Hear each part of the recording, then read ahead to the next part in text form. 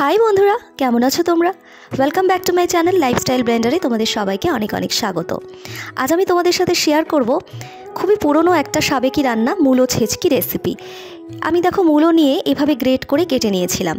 এরপরে আমি কড়াইতে দিয়ে দিলাম সর্ষের তেল, কালো জিরে ফোড়ন, কাঁচা লঙ্কা চিরা আর একটা শুকনো লঙ্কা। এরপরে ফোড়ন থেকে যখন সুন্দর একটা গন্ধ উঠবে তখন আমি দিয়ে দেব গ্রেট করে রাখা মূলোটা। বন্ধুরা, এই রান্নাটা কিন্তু দারুণ হয়। যারা মূলো খেতে চায় না, গন্ধ লাগে অনেকের, তারা কিন্তু এই রান্নাটা যদি করে খাও তোমরা কিন্তু মূলোর গন্ধ একদমই পাবে না, অথচ তোমরা বুঝতেই পারবে না যে তোমরা মূলো খাচ্ছ। এত ভালো লাগে খেতে, শুকনো গরম ভাতে কিন্তু দারুণ লাগে। এরপরে দেখো আমি মূলোটা দিয়ে ভালো করে কিন্তু নাড়িয়ে চাড়িয়ে নিচ্ছি।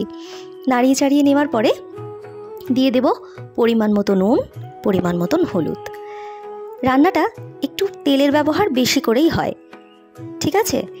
এরপরে নুন আর হলুদ দিয়ে কিন্তু আমি ভালো করে নাড়িয়ে চাড়িয়ে নেব।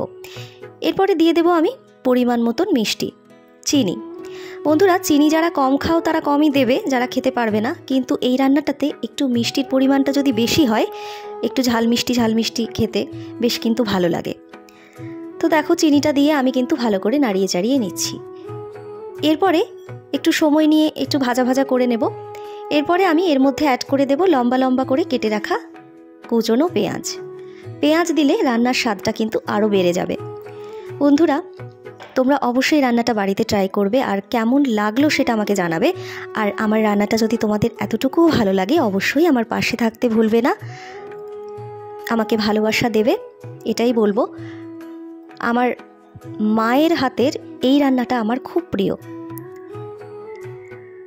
এরপরে দেখো আমি এখানে দিয়ে দিলাম, ঠিক নামানোর আগে, মানে ঠিক নামাবো তার আগে আমি এখানে ধনেপাতা কুচনো দিয়ে দিলাম।